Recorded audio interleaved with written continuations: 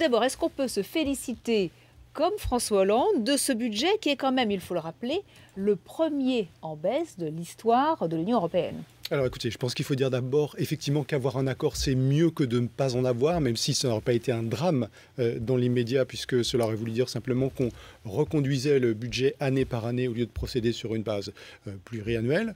La deuxième chose qu'il faut dire, c'est que c'est un budget de crise au fond, et on l'a bien compris, chacun est venu là pour préserver ses intérêts vitaux, ses intérêts essentiels.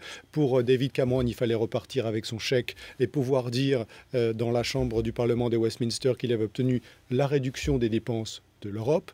C'est fait. Pour François Hollande, il fallait pouvoir revenir à Paris et expliquer qu'il avait sauvé l'enveloppe de la politique agricole commune, qu'il avait obtenu un peu d'argent en plus pour la croissance et qu'il avait sauvé l'essentiel de l'aide du programme alimentaire. C'est fait.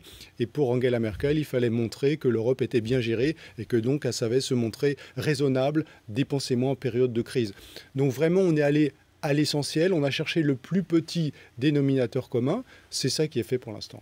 Alors Adrien Gindre et Gaëtan Mélin ont posé la question qui fâche lors de cette conférence de presse, le Parlement européen qui dit refuser en l'état le budget qui a été adopté par les chefs d'État et de gouvernement. Qu'en pensez François Hollande a botté en touche sur la réponse. Eh bien, ce qu'on faut en penser, c'est assez simple au fond, ça veut dire que clairement, et d'ailleurs François Hollande l'a expliqué avec beaucoup d'insistance à plusieurs reprises, désormais la balle est dans le camp du Parlement européen.